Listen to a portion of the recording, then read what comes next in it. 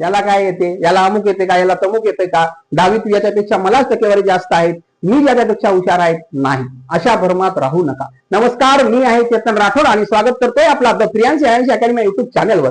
तर मित्रांनो, कोतवाल भरती महसूल सेवक ही भरती आता होणार आहे. 30 नोव्हेंबरच्या अगोदर शासनाला ही पदे भरून घ्यायची आहेत, जे की 2912 पदाची रिक्त पदाची जाहिरात येणार आहे. मग याच्यात काय होऊ शकते, ही जी कोतवालची भरती आहे मित्रांनो, जशा प्रकारे ग्राउंड लेवलवर जशा ग्रामपंचायतची निवडणुका होतात त्याच्यापेक्षा आधी चुरशीचा हा सामना होणार आहे. का, कारण की याच्यात आपण घराघरातच येतं आपले कॉम्पिटिटर असणार आहेत. दुसरी कुठली भरती असेल तर आपण काय करतो, बाहेर गावाचे आपले स्पर्धी असतात किंवा इतर जिल्ह्याचे असतात, त्याच्यात असे नाही. तुमच्या घरातलेच तुमचे स्पर्धी असू शकतात.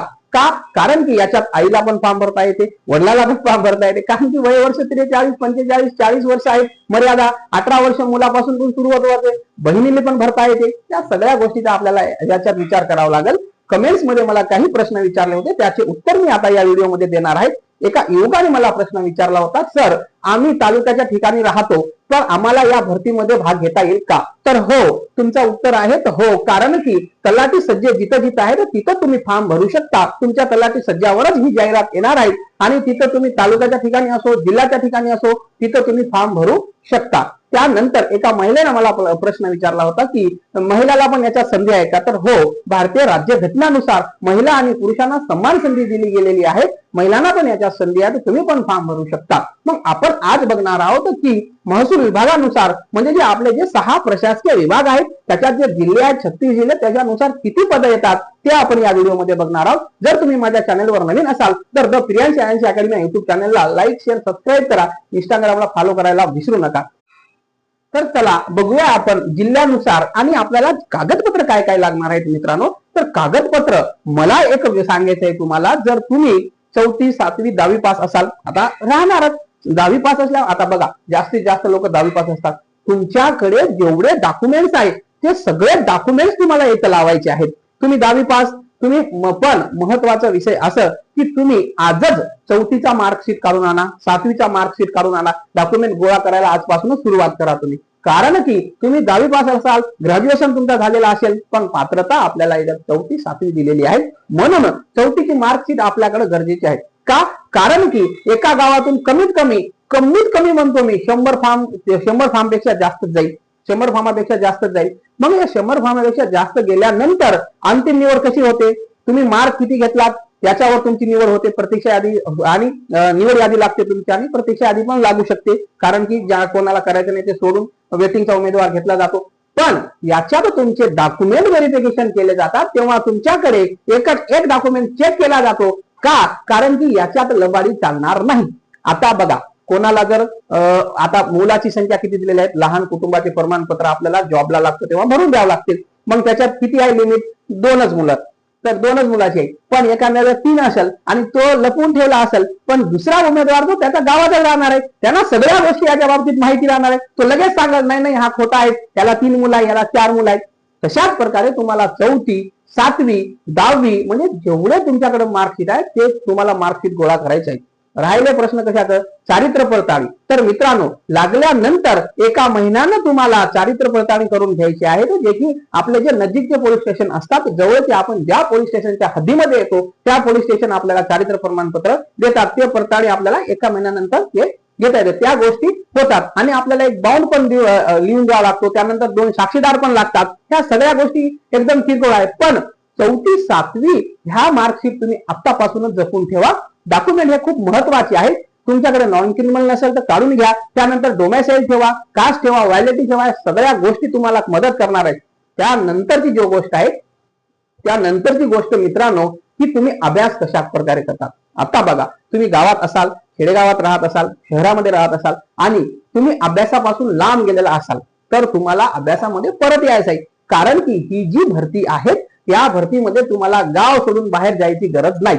आणि तुम्ही इथं शासनाचे म्हणजे वर्ग 4चे कर्मचारी राहणार आहेत, जे की 24 तास बांधले जाणार आहेत.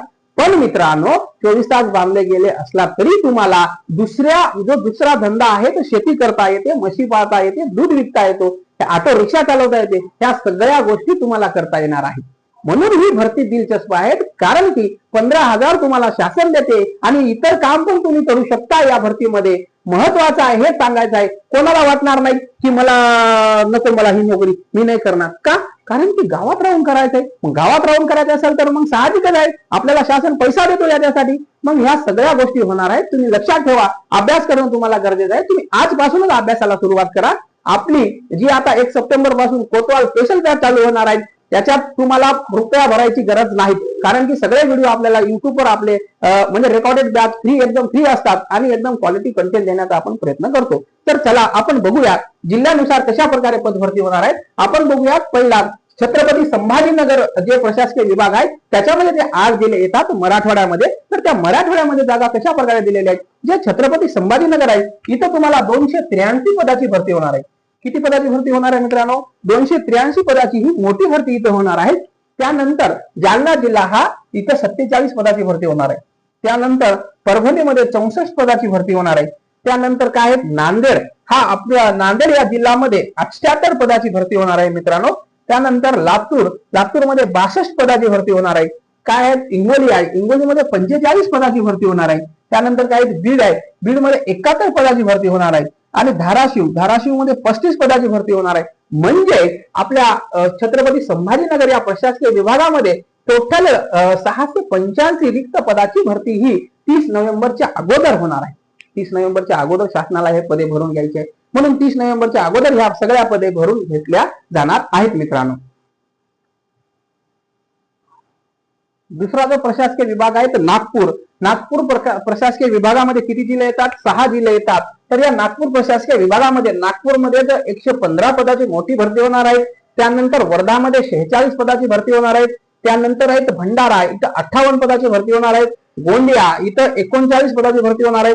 चंद्रपूर इथं 76 पदाची भरती होणार आहेत मित्रांनो. आणि जे गडचिरोली आहे इथं मोठ्या पदाची म्हणजे 70 पदाची भरती होणार आहे. या प्रशासकीय विभागामध्ये 404 पदाची भरती होणार आहे. बघा, स्पर्धी कुठलचे राहणार आहेत? एकदम जवळचे, निकटचे, घरातले स्पर्धी राहणार आहेत. म्हणून तुम्ही आजपासूनच अभ्यासाला मित्रांनो सुरुवात करा. आजपासून तुम्ही सुरुवात केलात जर तुम्ही पहिला अभ्यास करत असाल आणि काही दिवसापासून तुम्ही अभ्यास सोडला असाल तर तुमच्यासाठी ही एक जीवन संजीवनी भरती म्हणून येत आहे. कारण की तुम्हाला आयुष्यभर घरीच राहायचं आहे आणि आयुष्यभर कोणावर डिपेंडेंट नसून आपण स्वतः आपल्या स्वतःच्या कमाईमधून, महिला असो पुरुष असो, ज्येष्ठ नागरिक असो, म्हणजे जे 18 वर्षानंतर कोणी असो, तुम्हाला सगळ्यांना या पदाचा तुम्हाला लाभ भेटणार आहे. तर तुम्ही फक्त अभ्यास करा, आजपासूनच अभ्यास करा आणि डॉक्युमेंट व्हेरिफिकेशन ते डॉक्युमेंट तुम्ही रेडी ठेवा मित्रांनो. याच्यानंतर आपण बघूया तर दुसरा प्रशासकीय विभाग.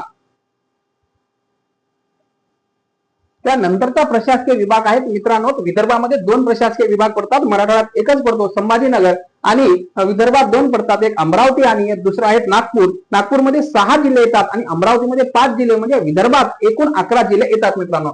तर अमरावती या जिल्ह्यामध्ये किती जागा आहेत? 84 जागा आहेत. त्यानंतर अकोला आहेत, अकोलामध्ये 80 जागाची पदभरती होणार आहे. वाशिम आहे त्याच्यात 41 आणि बुलढाणा याची 85 पदाची. यवतमाळ मोठ्या पदाची भरती होणार आहे 108 पदाची. म्हणजे टोटल 398 पदे कुठे भेटणार आहेत? आपल्याला अमरावती या प्रशासकीय विभागामध्ये भेटणार आहेत. त्यानंतर आपण दुसरा प्रशासकीय विभाग बघूया. चौथा प्रशासकीय विभाग बघूया तर पुण्यामध्ये किती जागा आहेत? तर पुण्यामध्ये आपल्याला 149 जागा मिळणार आहेत. त्यानंतर सातारामध्ये आपल्याला 18 जागा मिळणार आहेत. सांगली इथे 67 जागाची पदभरती होणार आहे आणि सोलापूर 114 जागाची पदभरती होणार आहेत मित्रांनो. कोल्हापूरमध्ये मोठ्या प्रमाणात भरती होणार आहे 187 आणि पुणे या प्रशासकीय विभागामध्ये टोटल 528 पदाची पदभरती आपल्याला भेटणार आहेत मित्रांनो. त्यानंतर आहेत नाशिक विभाग. नाशिक इथं 149 जागाची पदभरती मिळणार आहेत मित्रांनो आपल्याला. नाशिक इथे 149 पदाची पदभरती. त्यानंतर धुळेमध्ये 47, त्यानंतर नंदुरबार मध्ये 45 पदाची पदभरती आपल्याला मिळणार आहे. जळगाव 86 आणि अहिल्यानगर, जे की अगोदर अहमदनगर हे नाव होते, त्याच्यानंतर त्याचे नाव चेंज करून अहिल्यानगर असे करण्यात आले आहे. इथं आपल्याला या प्रशासकीय विभागात 428 पदाची पदभरती मिळणार आहेत मित्रांनो. इकडे तिकडे कंपनीमध्ये 15,000 20,000 साठी भडकत फिरण्यापेक्षा ही भरती काही वाईट नाही. फक्त आपल्याला 3 महिने अभ्यास करायचा आहे. 3 महिन्यात आपण याच्यात पोस्ट काढू शकतो आणि आपण आपलं आयुष्य, आपला परिवार, आपला कुटुंब सगळं आपण सुखी आणि सदैव आपण हे करू शकतो. तर आपण याच्या नंतर प्रशासकीय विभाग बघूया. शेवटचा प्रशासकीय विभाग आहे कोकण. कोकण या प्रशासकीय विभागामध्ये 7 जिल्हे येतात मित्रांनो, जे की मुंबई शहरमध्ये 0 जागा आहेत. त्यानंतर आपल्याला मुंबई उपनगरमध्ये 13 जागा भेटणार आहेत.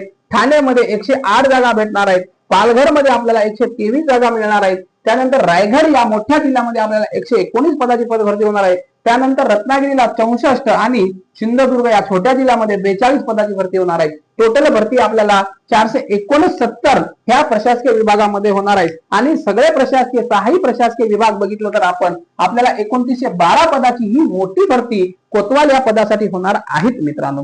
तर काय करायचं आहे, आपल्याला फक्त 50 प्रश्न करायचे आहेत आणि गुण किती दिले आहेत, 100 गुण दिलेले आहेत. म्हणजे एका प्रश्नाला 2 गुण आपल्याला भेटणार आहेत. तर हे करत असताना आपल्याला मराठी, त्यानंतर मित्रांनो गणित, त्यानंतर बुद्धिमत्ता